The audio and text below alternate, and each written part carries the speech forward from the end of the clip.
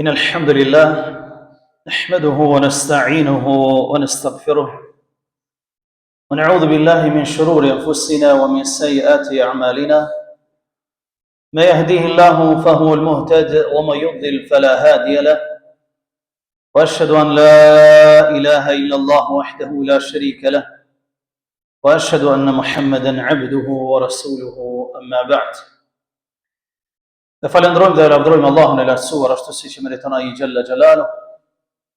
Selamat ja dërgojmë mësuesit të njerëzisë Muhammed Mustafa sallallahu alaihi wasallam. Familjes tij, shokëve të tij dhe gjithë besimtarëve të cilët e ndjekin dhe pasojnë rrugën e tij. Të dashur vëllezër besimtar, sot me lejen e Zotit xhalla wala do të shpjegojmë një hadith Rasulullah sallallahu alaihi wasallam për të marrë dobi dhe për të ditur vlerën këti dini dhe këti imani që Allahu Gjalla wa Ala në ka nderuar me të. Hadithin e transmeton Imam Bukhariu nga Abu Huraira radhiyallahu ta'ala anhu annahu qala qila ya Rasulullah man as'adu an-nas bi shafa'atika yawm al-qiyamah. Këtë hadith e transmeton Imam Bukhariu prej Abu Hurairas, shokit Rasulullah alayhi salatu wassalam, i cili ka thonë se u shpyt pejgamberi i Zotit prej dikujt dhe i ka thonë: o i dërgumi Allahut, cili njeri është më i gëzuar me ndërmjetësimin tënd në ditën e gjykimit? Pejgamberi i Zotit sallallahu alaihi wasallam ndërmjetëson për umetin e tij, për muslimanët në ditën e Kiametit me shpëtuar nga zjarri i xhenemit. Edhe Rasulullah sallallahu alaihi wasallam ju ka përgjigj: laqad dhanantu ya Aba Hurairata أن لا يسألني عن هذا الحديث أحد أول منك. Pejgamberi i Zotit ka thënë: o Abu Huraira, e kam ditë që para teje s'ka më pyet askush për këtë hadith. E kam ditë që ti ke më qenë i pari që ke më vetë për këtë hadith. Pse? Se Abu Huraira ka qenë njëri dietar. Ka qenë nxënës i suksesshëm, talebe. Ka qenë njëri i cili ka interesuar dia. I ka interesu hadithi pejgamberit sallallahu alaihi wasallam, saqë më së shumti transmeton hadithe Abu Huraira radhiyallahu ta'ala.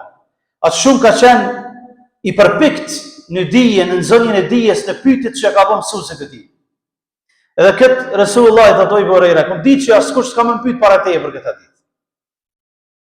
Ka thënë: "As'adu an-nasi bi shafa'ati yawm al-qiyamah man qala la ilaha illa Allah khalisan min qalbihi aw nafsihi." Ka thënë: njeriu më i gëzuar me ndërmjetësimin tim për të ditën e gjykimit ka më qenë ai besimtar, ai musliman i cili thot la ilaha illa Allah, nuk ka zot tjetër që meriton adhurimin përveç Allahut, khalisan min qalbihi, sinqerisht prej zemrës së tij ose prej shpirtit. Ky ka më qenë njeriu që ka qenë më i gëzuar. Pse Resulullah sallallahu alaihi wasallam tha sinqerisht me thonë këtë fjalë, me pas bindje, me besim, për arsye se edhe munafiku dyftyrshi e thot fjalën la ilaha illallah me govi, por kë ka me zemër. E për me qenë njëri që e meritojmë shefatin e Resulullah, duhet me pas bindje shahadetin me zemër, duhet me qitë me gjuhë edhe praktik me gjymtyr. Për këtë ka thonë Resulullah në një hadith tjetër që e transmeton Imam Ahmedi prej Muadh ibn Jabalit, pejgamberi sallallahu alaihi wasallam thot: "Men mata wa huwa yashhad an la ilaha illa Allah wa anna Muhammadan rasulullah sadiqan min qalbihi dakhala al-jannah." Transmeton Imam Ahmedi prej Muadhit dhe thot se Rasulullah ka thënë: ai që vdes dhe dëshmon dhe thot la ilaha illa Allah, që s'ka zot tjetër përveç Allah, dhe se Muhamedi është rob dhe i dërguari i tij, sinqerisht për zemrës së tij, dakhala al-jannah, ka më fut në xhenet. A shihni vëllezër dashur, sa është rëndësishme tauhidi, njohëria e Zotit në Islam. Tauhidi, shahadeti, njohëria e Zotit është çështja kryesore për robën. Duhet të qenë objektivi i tij kryesor, jetën e tij që ai e zhvillon duhet të qenë objektivi kryesor.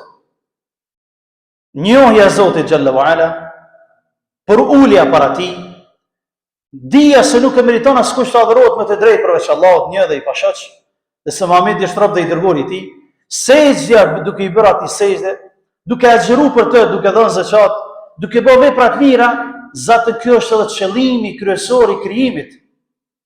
Sepse Allah Azza wa Jall thot në surën Adh-Dhariyat, ajeti 56, "Wama khalaqtul jinna wal insa illa liya'budun." Allah Azza wa Jall thot, nuk I kam krijuar njerëzit dhe xhenat për asgjë tjetër, pas që ta më adhurojnë mua, thot Zoti xhallahu ala. Pra ky është qëllimi, që ne me njohë Zotin ton dhe me u bind atij. E sa nimet të madh kem ne që jemi pjesëtar të fjalës la ilaha illallah. Sepse zatën kjo është misioni I të gjithë pejgamberëve të dashur vëllezër. Allah Azza wa Jall thot surën Nahl ajeti 36, "Wa laqad ba'athna fi kulli ummatin rasulan an i'budu Allaha wajtanibu at-taghut." Thot çdo pejgamber që ne e kem dërguar, thot Allah Azza wa Jall, I ka thirr njerëzit an i'budu Allah, adhuroni vetëm Allahun Azza wa Jall. Praktikoni fjalën la ilaha illallah. O wajtanibu at-taghut, adhuroni Allahun e mos e adhuroni shejtanin djajt. Ky ka qenë misioni I pejgamberëve. Prej Ademit alayhis salam, e prej Nuhut e Ibrahimit, e Musës e Isës deri te Muhamedi sallallahu alaihi wasallam. Ky misioni I tyre ka qenë me nxjerr njerëzit min dhulumati ila nur, prej errësirës me qit në dritë, prej adhurimit të krijesave në adhurimin të krijuesit xhalla xhalaluhu. Thot Sufjan ibn Uyayna rahimahullah taala, I prej ulemave të ndaj të Islamit, thot ma an'ama Allahu ala 'abdin min al-'ibadi ni'matan a'zama an 'arrafahum la ilaha illallah. Nuk ka mirësi që Allah Azza wa Jall ja ka dhënë robit më të madhe se sa ajo që ja u ka mësue la ilaha illallah. Ja u ka mësu njerëzve fjalën la ilaha illallah që se meriton askush më adhuru përveç Allah. Nuk ka mirësi më të madhe për robin se sa me ditë ti që Allah është një dhe I pashoq edhe me u bind vetëm atij. Sa njeri sot në dynja nuk e din fjalën la ilaha illallah, se ka bindje. E adhuron durunin, gurin, lopën. E adhuron ndonjë pejgamber, ndonjë nan të pejgamberëve, e adhuron me lajket, e adhuron planetet, yjet. Edhe në fund kur gjaheq. Në fund veprat e tyre janë haba'an manthura. Hi dhe plohen bëhen për shkak se mos se ka adhuru Allah. E ty edhe mu Allahu xhalla wa ala na ka bë pjesëtar të din. Dhe ka bë të mundur me thon fjalën la ilaha illallah Muhammadur Rasulullah. Me praktiku atë. A nuk ja vlen që ne ta mësojmë dhe të rrim gatja? Mos na zhytet fjala la ilaha illallah, mos na përlyhet me shirk, me mosbesim, me nifaq, me syfatsi, me gjëra të dyta, po ta ruajmë sinqerisht, të punojmë, ta praktikojmë në mënyrë që Allah Azza wa Jall pastaj të bën rahmet mbi neve. Dashur vëllezër, e kundërta e kësaj mirësia është zullumi, padrejtësia që njeriu ja bën vetes. E padrejtësia më e madhe është shirku që njeriu ja bën Zotit xhalla xhalaluhu ose me adhuru dikon tjetër me Zotin. Allahu xhalla wa ala na tregon në surën Luqman, ku Luqmani alayhi salam e këshillon birin e vet dhe I thotë: "Ya bunayya la tushrik billah. Inna ash-shirka la dhulmun 'azim." O biri im, thot, mos I bësh shoq Zotit në adhurim. Këshilla im kryesore për ty është, mos I bësh shoq Zotit në adhurim, sepse inna ash-shirka la dhulmun 'azim. Shirku, padrejtësia ose politeizmi, adhurimi, bërja shoq Zotit në adhurim, është padrejtësia më e madhe, është zullumi më I madh që robi ja bën vetes së tij. Sepse Allah xhalla wa ala nuk e fal shirkun e dënon në xhenem, Zoti na ruaj. Allahu xhalla wa ala njerëzit të cilët nuk janë ata të cilët e praktikojnë fjalën la ilaha illallah, po janë ata që bëjnë shirk, I konsideron me derejë më të ulët se sa kafsha. Thot Allahu xhalla wa ala surën Furqan ajeti 44: "Innhum illa kal an'ami bal hum adallu sabila." Ata thot janë sikur se kafshët, bal hum adallu sabila. Edhe më ulët se sa kafshët. Sepse edhe kafsha si kafsh e njeh Zotin e saj. Edhe kafsha si kafsh e njeh Zotin e saj. E ata të cilët I bajnë shoq Zotit, nuk e din çka është njëshmëria e Zotit. Nuk e din çka është fjala la ilaha illallah Muhammadur Rasulullah.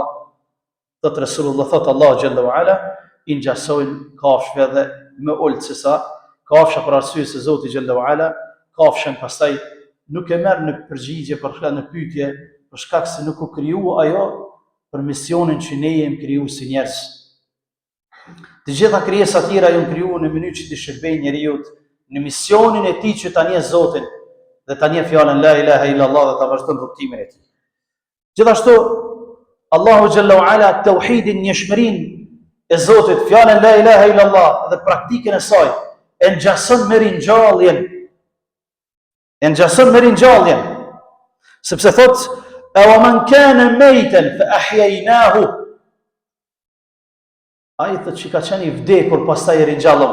Ulema islami thonë e ringjallëm me fjalën la ilaha illallah, ka qenë i vdekur duke ecë. E ringjallëm me tauhid, jam mësuar rrugën te Zoti xhalla wa ala. Jam mësuar fjalën la ilaha illallah Muhammadur Rasulullah. Jam mësuar praktikën e saj. Allahu xhalla wa ala pa konsideron ringjallje. Sepse njeriu që se njeh Zotin xhalla xhalaluhu, ai konsiderohet i vdekur për së gjallë. Ai është i vdekur për së gjallë. E Allah po thot, ato që e udhëzuam, që jam mësuar fjalën la ilaha illallah, jam mësuar praktikën e dinit të Zotit. Ahyaynahu, e kena ringjallë. Ja kena qelë syt. Ja kanë bërë të mundur me kuptu jetën ai. Parimin mbi të cilat duhet me jetu, objektivat të cilat ai duhet t'i ndjek, në mënyrë që pastaj përfundimi i tij të jetë i lumtur. Përfundimi i tij të jetë pastaj i lumtur, e këtë Allah azza wa jalla ka garantuar për besimtarët, sepse thot innal ladhina qala rabbuna Allahu thumma istaqamu fala khawfun alayhim wala hum yahzanun. Ata të cilët thanë Zoti është Allahu, qëndruan fort fjalën la ilaha illallah, thumma istaqamu fala khawfun alayhim wala hum yahzanun. S'ka frikë për ta, s'ka pikëllim, ulaika ashabul jannati khalidin fiha jazaan bima kanu ya'malun. Ta janë banorë të xhenetit në të cilët do të qëndrojnë për gjithmonë për shkak të punës të cilës e kanë vepruar në këtë dynjë, duke lutur Allahun azza wa jall që të jenë prej tyre, duke lutur Allahun xhalla wa ala që ta thojmë fjalën la ilaha illallah Muhammadur Rasulullah khalisan min qulubina, sinqerisht prej zemrave tona, ta kemi bindjen e zemrë, shqiptim në gjuhë dhe praktik në vepra, duke lutur Allahun xhalla wa ala që të na mësoj jetën me fjalën la ilaha illallah, vdekjen me fjalën la ilaha illallah dhe ringjalljen para tij me fjalën la ilaha illallah Muhammadur Rasulullah. آمين. أقول قولي هذا وأستغفر الله لي ولكم فاستغفروه من كل ذنب إنه هو الغفور الرحيم.